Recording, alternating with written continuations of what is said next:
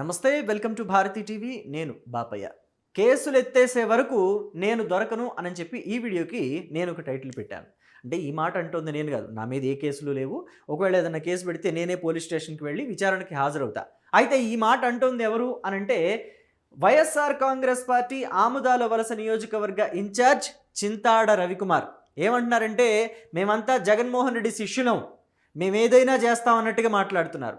అయితే కేసులు మాత్రం పెట్టకూడదు మా మీద, ఆయన కోసం మేము ఏదైనా చేయడానికి వెనకాడం, మేము కేసులు అంటే మీరు పెట్టిన కేసులు ఎత్తేసే వరకు, మా వాళ్ళ మీద ఏవైతే కేసులు పెట్టారో అవన్నీ మీరు ఎత్తేసే వరకు నేను దొరకను అని చెప్పేసి అంటున్నాడు ఆయన.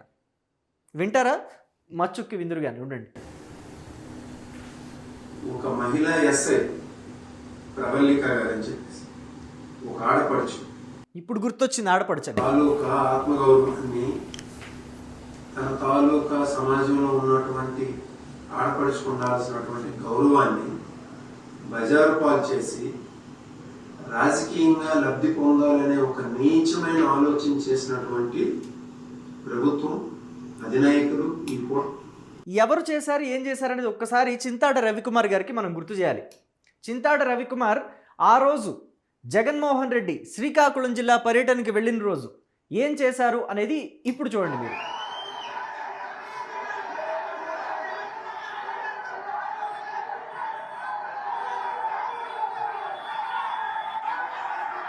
ఆ రోజు గుర్తు రాలేదా? ఎస్ఐ అని గౌరవం లేకుండా, మహిళ అనే విచక్షణ లేకుండా ఆవిడ మీద ఎలా చేతులేసి నెట్టేశారో మీరు చూడండి. అదిగోండి చింతాడ రవికుమార్, ఈయనే లేడీ ఎస్ఐ ప్రవల్లిక ఎలా తోసేస్తున్నాడు ఆవిడ మీద ఎలా చేతులేశారు చూడండి. మహిళ అనే ఇంగిత జ్ఞానం కూడా లేకుండా చింతాడ రవికుమార్ ఆవిడ మీద చేతులేసి ఎలా నెట్టేశారో, ఎలా నొక్కేశారో మనిషిని. అంటే మగవాళ్ళ మీద ఎక్కడ పెడితే అక్కడ చేతులు వేయచ్చు, ఏమైనా అంటే మరీ చేతులు వేసడం అంటే వేరేలాగా అనుకోకండి, తప్పుగా తీసుకోవద్దు. మగవాళ్ళనైతే ఏ చోట పట్టుకున్నా కానీ నెట్టేసినా కాస్త పెద్దగా ఇబ్బంది ఏమి ఉండదు. కానీ మహిళలని విచక్షణ కొంచెం ఉండాలి కదా, వాళ్ళని ఎక్కడ పెడితే అక్కడ తాకూడదు, అమర్యాద అది. మహిళలకు ఇవ్వాల్సిన గౌరవం ఒకటి ఉంటుంది. కానీ చింతాడ రవికుమార్ అవేం పట్టించుకోకుండా అసలు నవ్విపోదురుగాక నాకేటి సిగ్గు అన్నట్టు ప్రవర్తించేసి ఇప్పుడు ఎంత చక్కగా నాలిక మడతపెట్టి సూక్తి ముక్తావళి చెప్తున్నారో ఇంకొకసారి వినండి. మహిళ అనే గౌరవం. ఈరోజు మళ్ళీ చెప్తున్నాను, అక్కడ జరిగిన విషయం ఏమీ లేదు. అసలు జరిగిన సంఘటన వేరు. ఈటీవీలోనా, ఏబిఎన్లోనా, ఆంధ్రజ్యోతిలోనా, ఈనాడు పేపర్లోనా, TV5లోనా చూపించినటువంటి సంఘటన వేరు. ఆవిడకి ఎటువంటి అవమానం కానీ, ఎటువంటి గౌరవాన్ని భంగం కానీ అక్కడ జరగలేదని ఈయనే చెప్పేస్తారు. జరగలేదు అని ఈయన చెప్పారంటే ఇక రాసేసుకొని కేసు క్లోజ్ చేసేయటమే. అంతే తప్ప అక్కడ ఏం జరిగింది ఏంటి అనేది ప్రజలకు కనిపించటం లేదా? ప్రతి ఒక్కటి కూడా ఎంత క్రూరంగా, ఎంత క్రోధంగా, ఎంత ఆవేశంగా ఆవిడతోటి వాగ్వాదం చేస్తున్నాడు. ఆవిడ మీద ఎక్కడెక్కడ చేతులేశాడు మీరంతా చూశారు కదా. మనం అంటే ఆల్రెడీ ఇది నేను జరిగిపోయిన వీడియో చూపిస్తున్నాను, ఆ రోజు మీరంతా లైవ్లో కూడా చూశారు కదా.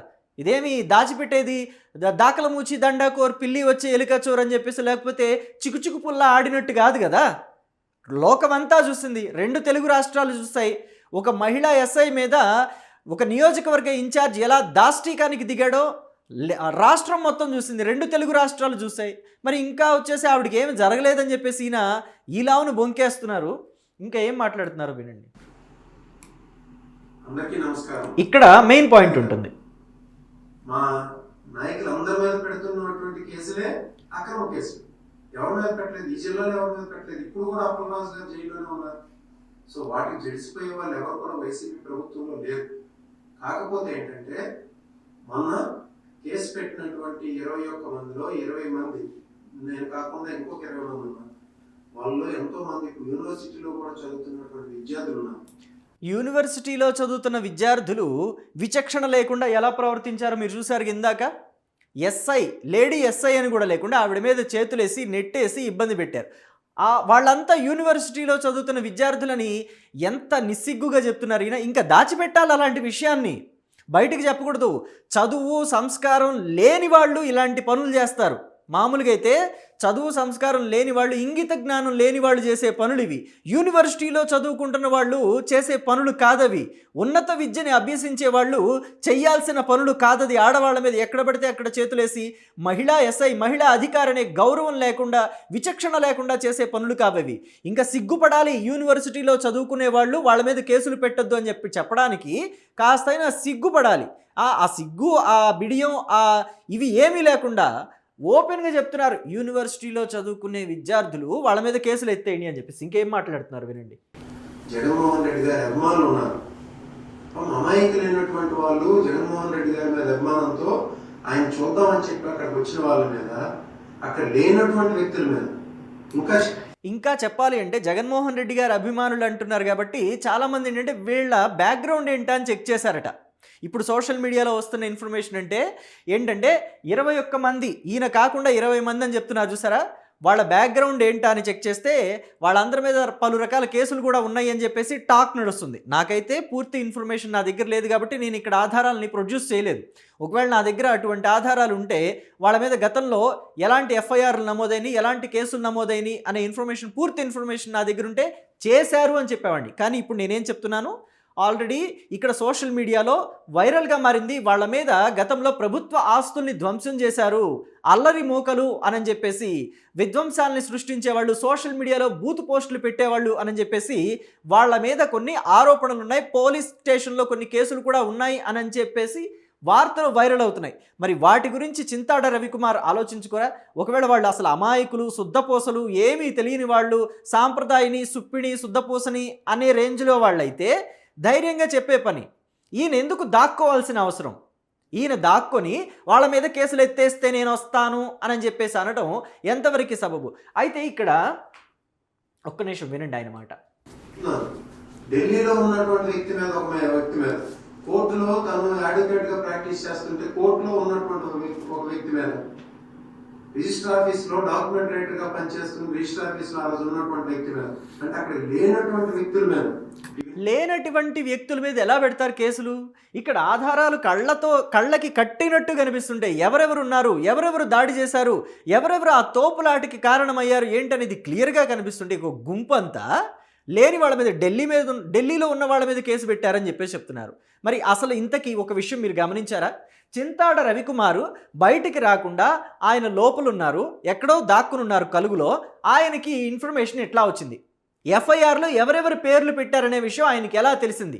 పోలీస్ స్టేషన్లో ఏ పోలీస్ అయితే ఈయనకి ఆ ఇన్ఫర్మేషన్ని లీక్ చేశారో ఖచ్చితంగా ప్రభుత్వంలోని ఇంటెలిజెన్స్ డిపార్ట్మెంట్ వెంటనే యాక్షన్ తీసుకుని ఆ పోలీసుని విధుల నుంచి తప్పించడం ఏదో ఒకటి చేయాలి. సస్పెండ్ అయినా చేయాలి, కనీసం యాక్షన్ తీసుకోవాలి. లేకపోతే కనీసం కూర్చోబెట్టి క్లాస్ అన్న బీకాలి. మీరు పనిచేస్తుంది ప్రజల కోసం, కనీసం మీ సొంత పోలీస్ డిపార్ట్మెంట్లో వాళ్ళకి గౌరవం అన్నా ఇవ్వటం నేర్చుకోండి అని చెప్పాలి ఆ పోలీస్ ఆఫీసర్కి. ఎందుకంటే ఇక్కడ అన్యాయం జరిగింది సామాన్య ప్రజలకి మాత్రమే కాదు, సామాన్య ప్రజలతో పాటు ఇక్కడ ఒక లేడీ ఎస్ఐకి అన్యాయం జరిగింది. ఆవిడ మీద దాష్టీకానికి పాల్పడ్డారు వైసీపీ రౌడీ మూకలు. ఆవిడ్ని తోపులాటికి గురి చేసి ఇబ్బందులకు గురి చేశారు. పైగా వెనకటికో సామెత ఉంది, తాడి చెట్టు ఎందుకు ఎక్కావు అని అడిగితే దూడమేత కోసం ఎక్కాను అన్నాడట. అలాగుంది. ఈయన ఏం చెప్తారంటే లేడీ ఎస్ఐకి అప్పటికే ఒంట్లో బాగాలేదు, ఆవిడకి పాపం చెవిలో పోటు వచ్చేసింది, అందుకని ఆవిడ చెవులు మూసి నేను పక్కకు తీసుకెళ్ళాను అని చెప్పి చెప్తున్నాడట.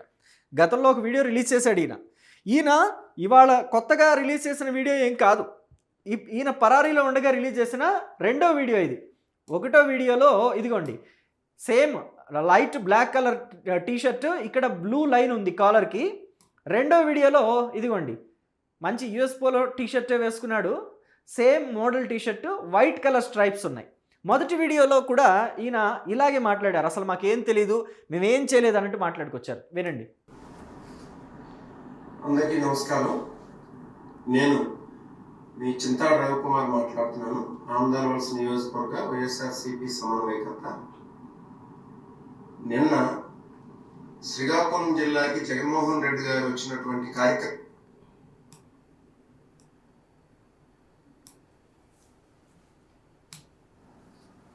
అందరికీ నమస్కారం.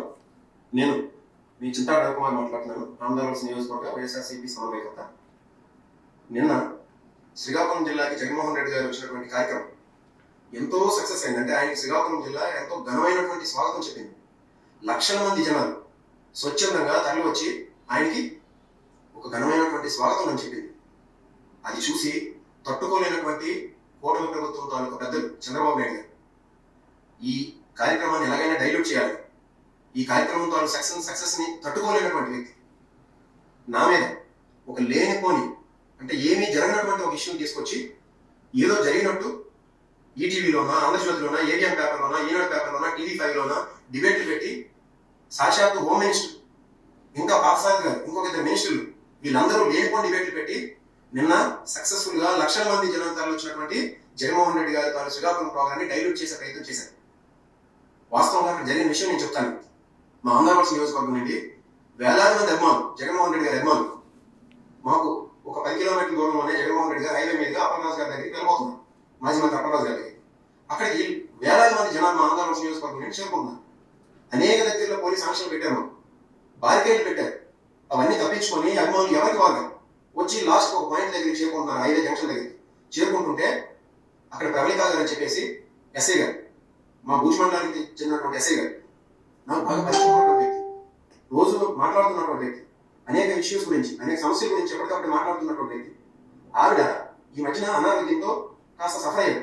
అక్కడికి వేలాది మంది జనాలు వస్తుంటే నేను ఆవిడ దగ్గరికి వెళ్ళి, మేడం మీకు ఈ మధ్యన ఆరోగ్యం బాగలేదు కదా, జనాలు అందరూ వచ్చి పడుతున్నారు, అందరూ వేలాదిగా వస్తున్నారు, మీరు అక్కడ నేను వెళ్ళిపోండి మేడం, పక్కకు వెళ్ళిపోండి అని చెప్పేసి నేను పక్కకి తీసుకెళ్తాను. ఈలోగా ఏంటంటే వచ్చినటువంటి జనాలు స్లోగన్స్ రైట్ చేశారు. ఎక్కువ మంది జనాలు, వేలాది మంది జనాలు వచ్చేటప్పుడు ఏమవుతుంది, స్లోగన్స్ రైట్ చేశారు. చూశారుగా, నేను అందుకే సామెత ఊరికే చెప్పలా. తాడి చెట్టు ఎందుకు ఎక్కావు అని అంటే దూడమేత కోసం ఎక్కాను అన్నాడట. ఈ తోపులాట ఘటనలో ఆవిడ్ని ఇబ్బంది పెట్టిన ఘటన మొత్తం చూశారు కదా మీరు. ఇంకోసారి ప్లే చేస్తాను చూడండి.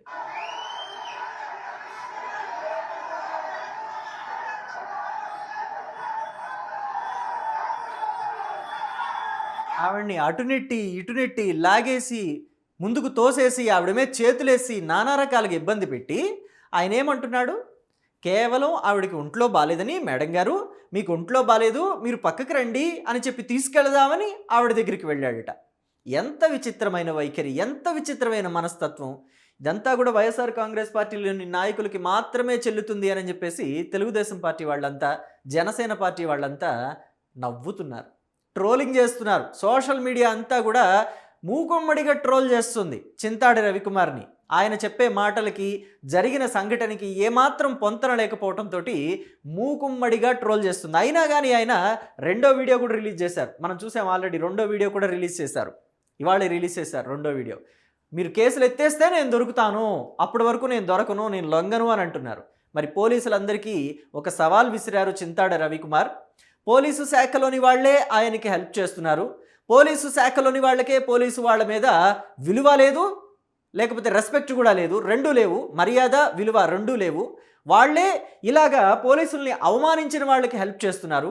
ఈ విషయం తేట తెల్లంగా అర్థమవుతుంది. లేకపోతే ఎవరెవరి మీద ఏ కేసులు పెట్టారు, ఏ సెక్షన్ల క్రింద కేసులు పెట్టారని చెప్పేసి ఆయన ఎలా చెప్తాడు? సో కాబట్టి ఖచ్చితంగా దీనిని పోలీసు శాఖ మొత్తం కూడా సీరియస్గా తీసుకోవాల్సిన అంశం. వాళ్ళకి సంబంధించి ఒక మహిళా పోలీసు అధికారికి జరిగిన అవమానానికి సంబంధించిన విషయం. మరి వాళ్ళు ఎలా తీసుకుంటారనేది వాళ్ళ ఇష్టం. ఏం జరుగుతుంది ఏంటి అనేది తెలియాలంటే వేచి చూద్దాం. అయితే మీరు మాత్రం మీ అభిప్రాయాన్ని కామెంట్ బాక్స్లో నిష్కర్షగా చెప్పండి. చింతాడ రవికుమార్ ఒక మహిళా పోలీసు అధికారికి చేసిన అవమానానికి పోలీసు శాఖ ఒకే తాటి మీదకి వచ్చి, ఏకతాటి మీదకి వచ్చి చింతాడ రవికుమార్కి శిక్ష పడేలాగా చేయగలుగుతుందా? ఆవిడ మీద ఎవరెవరైతే దాడి చేశారో వాళ్ళ మీద కేసులు కంటిన్యూ చేస్తుందా పోలీసు శాఖ, ఎత్తేస్తుందా? చూద్దాం. Thank you.